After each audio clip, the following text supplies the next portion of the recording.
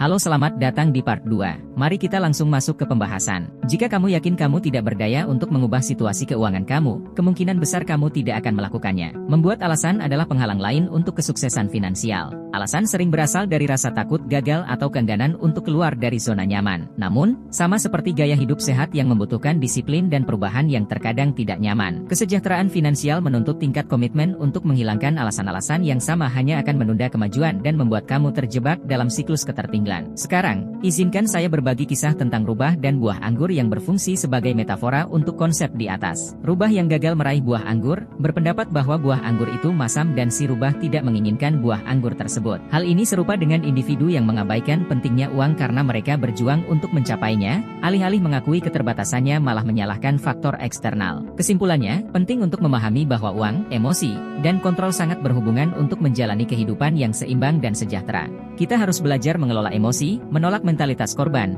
dan berhenti mencari-cari alasan. Hanya dengan begitu kita dapat benar-benar bertanggung jawab atas nasib keuangan kita dan mengunci pintu menuju kebebasan pribadi dan ekonomi. Ingatlah bahwa buah anggur tidaklah masam, melainkan hanya membutuhkan strategi dan usaha yang tepat untuk meraihnya. Subjek berikutnya yang dapat menghambat kamu untuk mencapai kebebasan finansial adalah mengeluh dan memiliki pola pikir korban. Mengendalikan emosi kita adalah tentang bertanggung jawab atas bagaimana kita merasa dan bereaksi, terutama ketika menyangkut uang. Itu berarti kita tidak membiarkan kesedihan atau kemarahan mendorong kita untuk membelanjakan uang secara sembarangan. Itu seperti kamu menjadi kapten kapal yang berada di lautan badai. Perasaan memiliki pola pikir korban adalah berpikir bahwa kamu selalu tidak beruntung dan tidak ada yang berada dalam kekuasaan kamu. Itu seperti kamu selalu bertanya kepada dirimu sendiri, mengapa hal ini terjadi pada saya? Pola pikir ini dapat mencegah kamu menyelesaikan masalah kamu, termasuk yang terkait dengan uang. Jangan mengeluh terus-menerus dan berfokus pada hal negatif. Jika kamu melakukannya sepanjang waktu, kamu mungkin kehilangan hal-hal baik dalam hidup ini, seperti hanya melihat rintangan dan melupakan peluang. Orang yang sering mengeluh mungkin tampak tidak beruntung, tetapi pandangan negatif merekalah yang menjatuhkan mereka. Mereka seperti menulis tragedi mereka sendiri.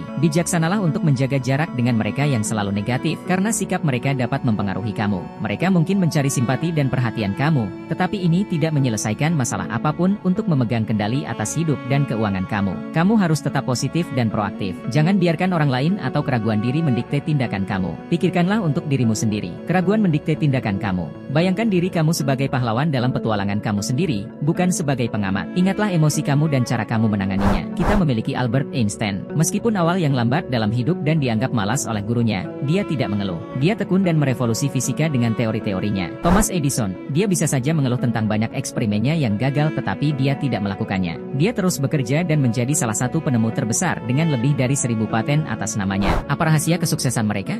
Jawabannya sederhana, mereka tidak menjadi kaya dengan mengeluh dan berperan sebagai korban dalam hidup. Mereka mencapai hal-hal besar dengan mengambil tindakan. Orang-orang ini menunjukkan kepada kita bahwa dengan kontrol yang tepat atas emosi kita dan keputusan tentang uang, kita semua dapat mencapai kesuksesan besar tanpa harus mengeluh. Inilah rahasia besar tentang kehidupan orang yang kaya dan sukses. Tidak melihat diri mereka sebagai korban, mereka memahami bahwa kontrol atas emosi mereka lah kunci stabilitas keuangan mereka, tidak menyalahkan orang lain, tidak membuat alasan atau banyak mengeluh. Hal-hal ini hanyalah cara untuk mengurangi stres saat segala sesuatunya tidak berjalan dengan baik. Pikirkanlah, jika kamu melakukannya dengan baik, kamu tidak perlu menyalahkan atau mencari-cari alasan. Untuk 5 hari ke depan, misi kamu adalah untuk menghindari mengeluh, baik dengan suara keras maupun dalam hati. Jika Anda melihat pikiran negatif merayap masuk, atau jika kamu tergoda untuk membuat alasan dengan lembut, letakkan tangan kamu di atas jantung, rasakan irama dan ingatkan diri kamu bahwa setiap detaknya adalah kesempatan untuk menciptakan dampak positif pada uang dan emosi kamu. Jadikan tindakan ini sebagai sinyal untuk beralih ke pola pikir yang positif. Fokuslah untuk berfokus pada solusi daripada masalah. Gerakan sederhana ini dapat membantu memperkuat hubungan antara emosi dan kesejahteraan finansial kamu, karena ini berfungsi sebagai isyarat fisik untuk mengendalikan pola pikir kamu. Menjauhkan kamu dari hal-hal negatif yang dapat menghambat kemajuan keuangan kamu dengan cara mempraktikannya. Kamu mungkin menemukan rasa pemberdayaan yang lebih besar dan pandangan yang lebih positif terhadap tantangan hidup. Setiap malam pikirkan satu hal baik dan satu hal buruk yang terjadi hari di hari itu.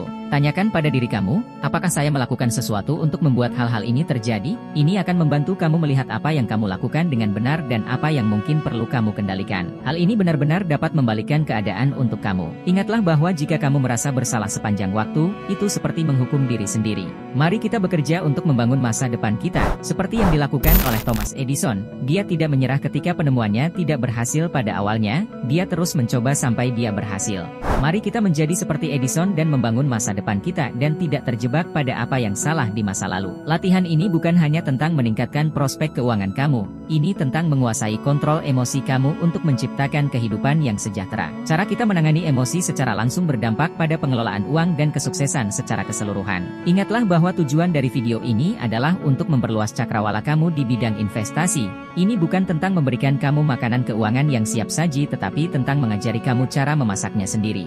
Investasi datang dengan risiko dan ketidakpastiannya sendiri. Jadi, sangat penting untuk memakai metode penelitian kamu dan berkonsultasi dengan profesional yang berkualifikasi sebelum membuat keputusan keuangan apapun. Ingatlah bahwa kinerja masa lalu dalam investasi seperti ramalan cuaca tahun lalu, tidak selalu memprediksi apa yang akan terjadi besok. Selalu pertimbangkan risikonya dan melangkah dengan hati-hati saat menempatkan uang hasil jerih payah kamu. Jika kamu merasa video ini bermanfaat, saya sangat menyarankan untuk menonton video saya berikutnya.